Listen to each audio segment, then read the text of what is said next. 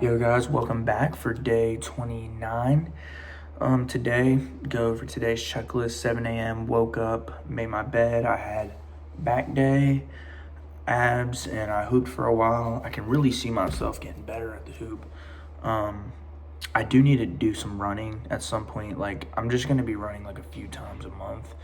So I need to fit that in here soon. I think I might run this weekend now that my legs are feeling better. But my knee has still been bothering me. But it doesn't hurt when I play. It's weird. I don't know. But yeah, I did my 50 push-ups, my 20 pull-ups. I really feel the pump when I do my 50 push-ups. Like I do feel that, and it is getting easier. So I would highly recommend everybody 50 push-ups, 20 pull-ups every day. I've been doing the pull-ups in like 4 to 6 range a piece, but I do like, I don't lean back. I keep it straight like this and only move my arms like this to get that nice pinch in the back. Really just pull my elbows downwards. That's it. You don't want to have any momentum. Strict, just so that'll really help build my back. Excuse me. I think. But yeah, tomorrow's Wednesday, so I have leg day. 7 a.m. Gotta wake up. Oh, and then as far as my daily checklist, I'm gonna eat my vitamins, take my protein and creatine right after I film this video, and then hop in the shower and do that stuff. So I have all that stuff taken care of. Super long day at work, was just driving everywhere. Didn't get off till 5:30. Went to the gym, was there until like 9. It's late right now, so I'm exhausted. I'm ready to make this video and hop in the shower and call it a night. Tomorrow I have legs, plus cardio, and then I needed to make a payment on my Kawasaki, which is my bike that I have. You guys, if you haven't seen it, if you go through my YouTube, there's I have a video where it's in the intro. I'm sure you guys will see it again this summer. I'll have some videos of it. And then I also need to call my insurance on that bike because they just raised it because I got into a wreck a few months ago in a car. I don't know, so I think that's why they raised it. I'm not 100% sure. So I got to take care of those things, normal life stuff. That's another thing I like about this little series is that, I'm just taking care of normal stuff and one thing at a time, because I know there's people out there who are just trying to just deal with life, just simple stuff. Like I said, I got into a car wreck, and luckily I was fine, but it was an expensive car. I was making $500 payments a month, and I didn't even have the car because I had to wait for all the insurance processing stuff. And that was a struggle for a while. And then over the summer, I took some trips, and it was like I went to Switzerland. I just went to Florida on the cruise. I went to a cruise. That was paid for by my uncle, but like I was just jumping around over the summer, went on a lot of vacations. So I'm ready to just chill, stack my money every day. That's another thing. So right now I'm working on paying off some credit card balances. Nothing like crazy. I have a good credit, but I'm working on paying that off, so then I can just start actually saving money. And my goal is to save $250 a week, so pretty much $1,000 every month. Mainly because I don't have high bills right now. I don't have rent. I don't have a car payment. I just have my bike. My bike payment's like $125, and then insurance on that another $125 or something. So and then I got a few other bills like Apple Music, small stuff, storage and stuff I gotta pay on my phone. So I got the extra money to be able to put that much into savings, and then I also like to continue to invest in the stocks.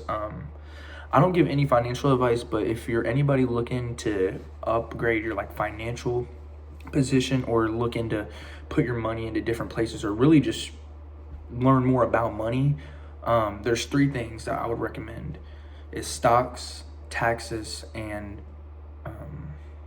I want to say saving. Stocks, taxes, and saving money.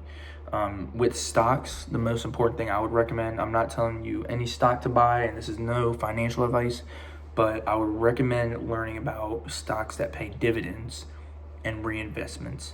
A lot of companies out there will just pay you to own the company, and it's usually a more reliable company. Now, they don't pay you much. you'd be lucky to get like 25 cents every quarter. So there's 4 quarters in the year. So you get about $1 a year. But if you ever look into like your savings account, or if you were to put your money into a retirement account, that's what these companies do. And they give you a fraction of what they make. And, it just over time, it compounds. And then after so many years, it goes up. So if you're familiar with like the S&P 500, that's what retirement accounts, IRAs and 401ks, they take your money, they put it in that, and let's say they made 5%, they'll reinvest 3% back for you, and the reinvestment makes the stock go up, plus you're making money because you own the stock, which is at 3%. They keep 2%, the bank does, and that's just for doing nothing. You know what I mean? That's literally just for telling you what to do with your money. And that's an example. I'm not saying that's the exact stock they do, but if you can learn about stocks that pay dividends and focus on long-term investing, the biggest mistake you could do in investing is focus on short-term. I don't want to say biggest mistake, but that's, if you're looking for something that's like an extra income and just another way to like make money, but over time, or try to build wealth over time, I think that's what you should look at. That's my personal opinion on it. Like I look at it as like a long-term thing. Like I'm not looking to buy and sell in a day, because then you start having taxes and things like that. You got to pay on all your transactions. So I just leave it to long-term investing, put money in there, don't look at it, and just invest in things that I am genuinely thinking might grow. For example, I invested in a few companies who are working with AI and robotics technology to make robots who work on, human surgeries, because I think in the future, a robot will be able to perform a surgery at a way higher percentage success rate than just a human, just based off of normal human error, or like, we can't hold a needle as still as a robot can hold it. We're bound to move. That doesn't mean I don't think like surgeons are going to lose their jobs. I just think, there is potential for growth in that field. So, it's always a risk either way. It could completely not work out. Either way, I'm not risking much, but the potential could be there, and it's something I'm interested in. So if you ask me, it's a win-win. And then taxes is another big one, because this is for mainly anybody who has a business or is thinking about starting a business or wants to start a business. You learn about your tax returns, and you can make the maximum amount out of your tax returns pretty much every time it comes down to filing your taxes. I just learned about it this year, but I sat down with my tax lady. Find someone who's good at taxes in your state, and the number one way to learn is ask questions about what you're interested in to somebody who's a professional, especially if you're lucky enough to be around somebody who knows so much about something. If you find somebody who has something that you don't see often, and they're talented at it, or they know a lot about it, the best thing you could do is ask questions. And they might get annoyed, they might get tired, that's whatever, but it's worth the risk for them to deny you or say no than it is for them to say yes. And usually those people will give you tips and pointers, and if you listen, they'll give you advice on things like my tax lady did, and she told me and made me knowledgeable on everything I need to know about taxes. So now I know everything I need to know about it, because for me it was such a confusing thing at first, for the longest time, for years. And there's people who are like 23, 24, 25 that I know, like older people. I know people who are adults and they don't fully understand what taxes is and how it works. I would highly, highly learn about it in your state, figure out how you can get your returns back and take advantage, because you pay taxes on everything. So do I. So the best thing I could do is get it back if I can, especially as a business owner, and especially if my business is costing me money. I count my losses. You know what I mean? It all comes back, is what I like to say.